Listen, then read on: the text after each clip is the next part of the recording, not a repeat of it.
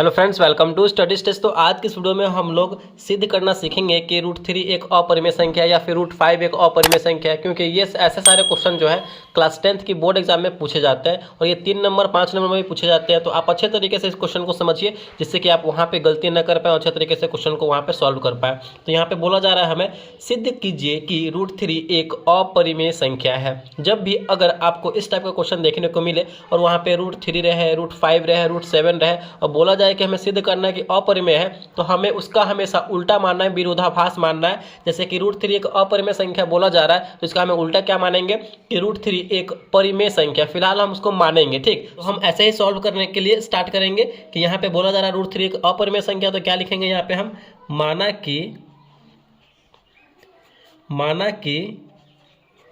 √3 एक परिमेय संख्या है। उसका हम उल्टा मान लेंगे। अपरिमेय बोला जा रहा है तो बोलेंगे परिमेय संख्या है। चलिए, इतना करने के बाद √3 एक परिमेय संख्या के रूप में इसको कन्वर्ट कर रहे हैं। तो परिमेय संख्या हमारा क्या होता है, हमेशा P/Q के रूप में होता है, यानी बटे के रूप में होता है। तो √3 = P/Q कर देंगे, क्योंकि परिमेय संख्या हमेशा बटे के रूप में होता है। तो P/Q एक हो जाएगा हमारा, ये परिमेय संख्या के रूप में आ जाएगा। तो यहाँ पे Q जो है, Q ये कभी भी 0 के बराबर नहीं होगा, ये हमें ध्यान रखना है। Q अगर 0 के बराबर हो जाएगा तो ये हमारा क्या हो जाएगा, तो इनफाइनाइट हो जाएगा। तो Q हमारा 0 के बराबर नहीं होगा। और यहाँ पे P और Q एक सहअभाज्य संख्या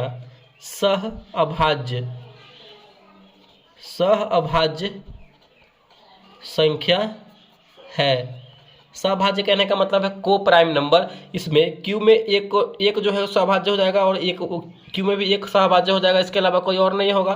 तो यहाँ पे P और Q आपस में क्या है, तो एक सहअभाज्य संख्या है। अब यहाँ पे हम क्या करेंगे, दोनों तरफ जो है क्या करेंगे, तो हम वर्ग करेंगे। यहाँ पे कैसे लिखेंगे, ये थोड़ा सा लैंग्वेज वाला क्वेश्चन है तो इसको समझते चलना है आपको। तो यहाँ पे हम लिखेंगे दोनों तरफ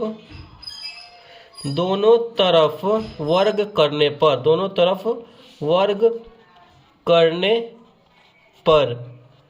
तरफ वर्ग कर रहे हैं तो इसका मतलब क्या, √3 की तरफ स्क्वायर लगा देंगे और P² / Q², दोनों तरफ हम स्क्वायर कर रहे हैं। देखते चलिए कैसे कैसे ये क्वेश्चन सॉल्व हो रहा है। √3 का स्क्वायर करेंगे तो स्क्वायर से हमारा √3 रूट कैंसिल हो जाएगा।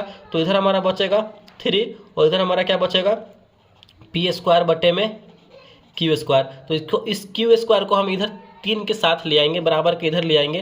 तो ये हमारा हो जाएगा 3Q² = P²।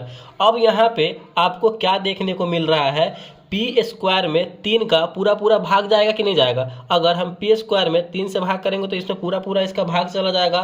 तो जब P² में 3 का भाग जा रहा है तो यहाँ पे सिर्फ P में भी 3 का भाग जाएगा कि नहीं जाएगा, बिल्कुल जाएगा। तो यहाँ पे देखिए, पहले लिख देते हैं P² में, आपको ज़्यादा समझने के लिए 3 का भाग जा रहा है, तो P में भी जाएगा, P में भी 3 का भाग जाएगा, यानी P में भी हमारा 3 का भाग लग जाएगा, बिल्कुल लग जाएगा। तो यहाँ पे हम P बराबर कुछ मान लेते हैं, P = हम 3m मान लेते हैं। ये वाला हमारा पार्ट हो जाएगा पहला इक्वेशन और ये वाला पार्ट हो जाएगा हमारा दूसरा इक्वेशन, ठीक। तो यहाँ पे P = हम कुछ मान लिए 3m। तो यहाँ पे क्या हो जाएगा, समीकरण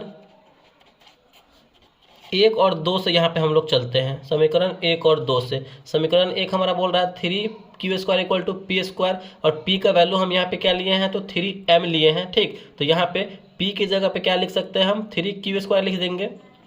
3Q² P की जगह पे, क्योंकि यहाँ पे 3Q² है और P का वैल्यू है 3m, ठीक। और यहाँ पे P² लगा हुआ, इसमें भी P² लगा हुआ। तो इसका अगर इसको हम सॉल्व करेंगे तो क्या हो जाएगा, P² हो जाएगा, इसको माने हैं 3m, तो 3 का स्क्वायर कर देंगे तो 3 × 9 m², यही ना हो जाएगा। इसको हम P² करेंगे तो यहाँ पे P² का वैल्यू है 9m², तो ये हमारा हो जाएगा 9m² हो जाएगा। यहाँ पे देखिए फिर आगे क्या हो जाएगा, इसमें Q² = 9m² और यहाँ पे 3 इधर आ जाएगा भाग में, तो 3 × 9, यानी ये भी हमारा कट रहा है। यानी यहाँ से हमें क्या देखने को मिल रहा है कि क्यू में भी अगर 3 से भाग लगाएंगे तो यहाँ से भाग लग जाएगा कि नहीं लग जाएगा, यहाँ पे पूरा पूरा भाग लग जाएगा। यहाँ पे लिखेंगे हम क्यू स्क्वायर में 3 का भाग लग रहा है, तो क्यू में भी लगेगा, क्यू में भी लगेगा भाग, बिल्कुल लगेगा। जब P में और Q में दोनों में, यहाँ पे देखिए इस वाले पार्ट में P में भी 3 का भाग लग रहा है और Q में भी 3 का भाग लग रहा है। जब दोनों में 3 का भाग लग रहा है तो यहाँ से क्या स्पष्ट होता है, तो इससे क्या पता चल रहा है कि P और Q में एक उभयनिष्ठ गुणनखंड है, उभयनिष्ठ गुणनखंड है, क्योंकि दोनों में सेम से भाग लग रहा है, P में भी 3 का और Q में भी 3 का। लेकिन यहाँ पे हम क्या जानते थे कि ये एक सअभाज्य है, लेकिन यहाँ पे एक सअभाज्य माने थे, लेकिन ये सअभाज्य के रूप में काम ही नहीं कर रहा है हमारा, तो क्या मानेंगे यहाँ पे, अतः P एवं Q एक सअभाज्य संख्या नहीं है, ये दोनों आपस में एक उभयनिष्ठ गुणनखंड है। तो यहाँ पे लिखेंगे हम अतः P व Q एक सअभाज्य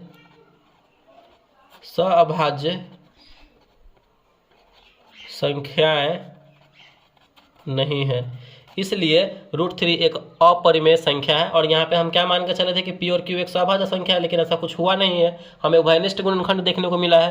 तो यहाँ पे हमारा √3 जो है एक अपरिमेय संख्या ही रह जाएगा और ये हमारा सिद्ध होता है।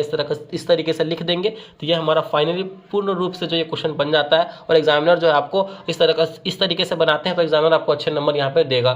तो आई होप ये वीडियो को समझ में आया होगा। समझ में आया तो आप 1-2 बार और इस वीडियो को देख लीजिए और समझने की कोशिश कीजिए। जहाँ आपको प्रॉब्लम हो रही है तो कमेंट करके आप बता सकते हैं। तो वीडियो अच्छा लगा, पसंद आया तो प्लीज़ वीडियो को लाइक कीजिएगा। चैनल पर नए हैं तो चैनल को सब्सक्राइब जरूर कीजिएगा। Thank you.